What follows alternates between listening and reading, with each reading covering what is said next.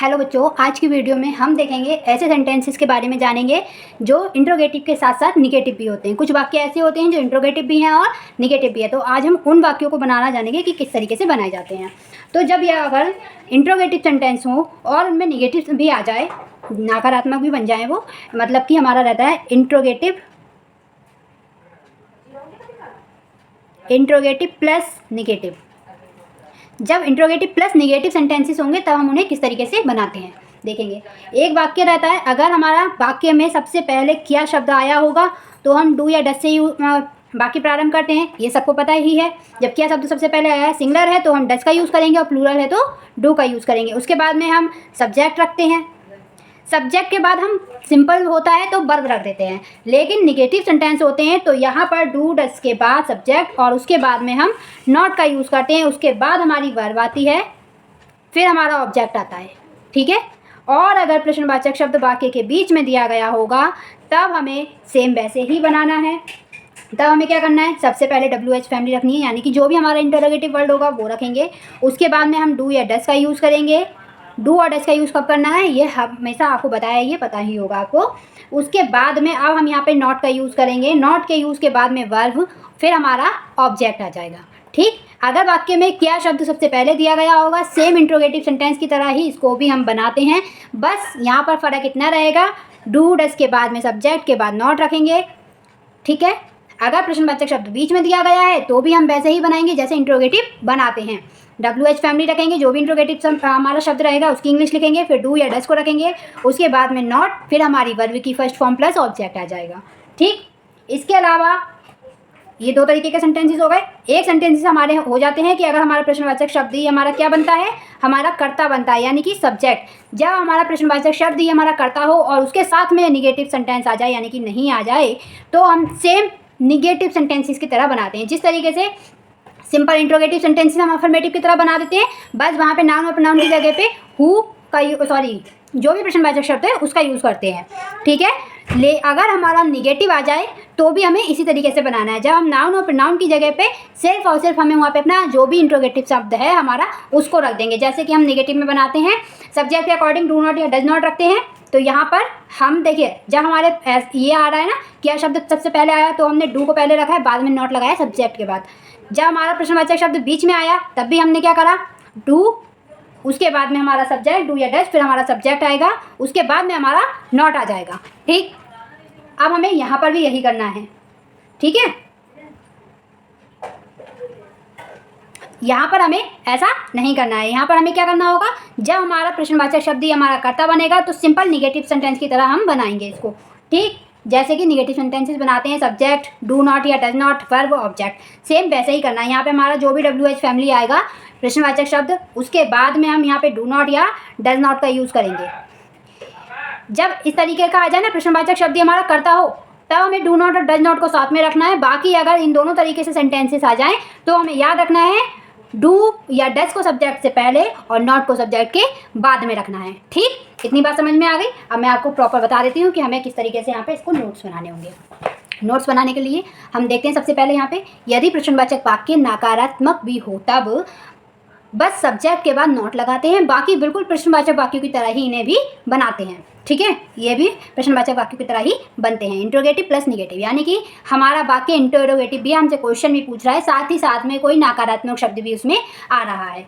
यदि वाक्य क्या से प्रारंभ हुआ हो तब हम क्या करते हैं, तब आपको पता है डू या डस से शुरू करते हैं। सेम हमें यहाँ भी वैसा ही रखना है। सब्जेक्ट अगर हमारा सिंगुलर है तो डस से शुरू करेंगे, फिर सब्जेक्ट के बाद में यहाँ पे नॉट लगाएंगे, प्लस वर्ब प्लस हमारा ऑब्जेक्ट आ जाएगा।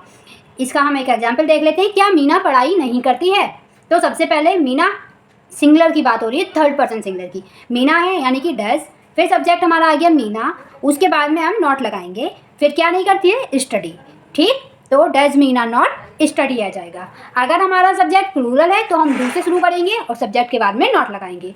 क्या बे हॉकी नहीं खेलते हैं, यानी कि ये क्या है, बे प्लूरल है। जब ये प्लूरल है तो हम इसे डू से स्टार्ट करेंगे, सब्जेक्ट हमारा दे, फिर हमारा नॉट आ जाएगा, वर्ब हमारी प्ले और ऑब्जेक्ट हमारा हॉकी। तो क्या हो जाएगा, do they not play hockey, ठीक। यदि प्रश्नवाचक शब्द वाक्य के बीच में दिया गया हो तब हम क्या करते हैं, तब भी हम वैसे ही सेंटेंस बनाते हैं जैसे हम बना रहे थे इंटरोगेटिव सेंटेंस।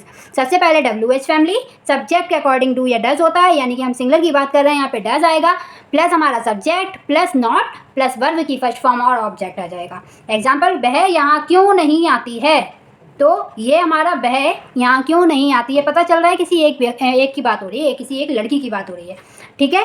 तो सबसे पहले हम यहाँ पे क्या रखेंगे, अपना प्रश्नवाचक शब्द रखेंगे वाई, उसके बाद में सिंगुलर है तो डज, फिर हमारा सब्जेक्ट क्या आ जाएगा वह यानी कि शी, फिर हमारा नॉट, फिर हमारी वर्ब आ जाएगी यानी कि कम, ऑब्जेक्ट आ जाएगा here. Why does she not come here, ठीक। इसके बाद में अब हम देखते हैं यहाँ पे हमारा सेंटेंस, अगर प्लूरल है, ठीक, प्लूरल है तो हम क्या करेंगे, WH family plus two, subject plus not verb object, ठीक है।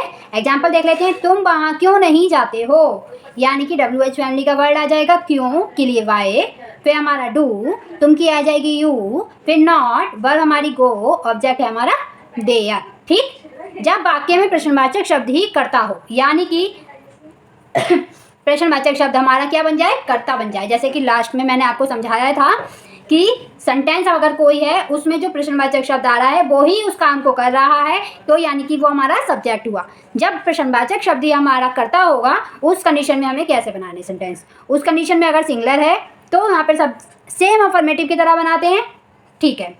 लेकिन अगर नकारात्मक वाक्य भी है तो सेम नेगेटिव की तरह बनाएंगे। हमें इसमें इंटरोगेटिव लेके ही नहीं चलना है, जो हमारा इंटरोगेटिव शब्द होगा ना उसको हमें सब्जेक्ट मान के चलना है, ठीक है। जब हम सब्जेक्ट मान के चलेंगे तो हमें कोई भी कन्फ्यूजन नहीं होगा। हमने देख लिया, ठीक। पढ़ाई कौन नहीं करता है, यहाँ पे पढ़ाई नहीं करने का काम हो रहा, कौन, ये कौन नहीं करता, यानी कि हमारा प्रश्नवाचक शब्द हमारा कर्ता नजर आ रहा है, तो हम क्या करेंगे, सेम अफर्मेटिव की तरह बनाएंगे। लेकिन यहाँ पे निगेटिव है इसलिए हम इसे सेम निगेटिव की तरह बनाएंगे। यहाँ पर हम सब्जेक्ट मान लेते हैं हु को, ठीक। यहाँ पे रीना, मीना, सीमा जो भी है वो मान के चलते हैं, हम ये मानते ही नहीं कि ये हु है या कौन है, हम मान के चलते हैं भाई ये कौन ही हमारा सब्जेक्ट है। यानी कि हम यहाँ पे अगर हम इस कौन से कंफ्यूज हो रहे हैं कोई भी नाम रख सकते हैं अपने कन्फ्यूजन को दूर करने के लिए, लेकिन लिखना नहीं है। सिर्फ मन में सोच लेंगे कि हाँ ये रीना है, मीना है या सीमा है, जो भी है वो नहीं पढ़ाई करती है, ठीक है। तो हु डज नॉट स्टडी। अगर हमारा प्लूरल है तो हमें क्या करना है, प्लूरल है तो हमें डू नॉट रखना है, ठीक। सिंगुलर है तो डज नॉट रखेंगे, प्लूरल है तो डू नॉट रखेंगे। कौन कौन पढ़ाई नहीं करते हैं, कौन कौन, यानी कि यहाँ पे 2-4 लोगों की बात हो रही है, कौन कौन पढ़ाई नहीं करते हैं। पूरा क्लास बैठा है, ठीक, उसमें से 3-4 बच्चे ऐसे हैं जो पढ़ाई नहीं करते। अब टीचर उन्हें पढ़ा रहे हैं, प्रिंसिपल आए या बच्चों के पेरेंट्स आए हैं उनसे शिकायत कर रहे हैं, अगर प्रिंसिपल आके पूछ रहे हैं कौन कौन बच्चे पढ़ाई नहीं करते हैं, ठीक है। तो उस कंडीशन में देखिए यहाँ पे 2 से 3 बच्चों की बात हो रही है या ज़्यादा ही बच्चों की बात हो रही है, यानी कि ये हमारा प्लूरल है। प्लूरल है, जब हम एक कौन की बात करते हैं तो हु लगा देते हैं, लेकिन ज़्यादा कौन की बात हो रही है तो हु ऑल लगाएंगे, who all do not study, ठीक है। तो आज की वीडियो में हमने इंटरोगेटिव प्लस निगेटिव सेंटेंसेस भी जान लिए। प्रेजेंट इंडेफिनिट अब हमारा लगभग पूरा कंप्लीट हो गया है, बस एक क्लास और प्रेजेंट इंडेफिनिट की रहेगी। इसमें आपको प्रैक्टिस करा दी जाएगी सारे सेंटेंसेस मिक्स करके, affirmative, negative, interrogative plus negative, सभी तरीके के सेंटेंस आपको उसमें दे दिए जाएंगे, ठीक है। तो आज की वीडियो में हम इतना ही रखते हैं, नेक्स्ट वीडियो में हम इन सारे सेंटेंसेस की प्रैक्टिस करेंगे। उसके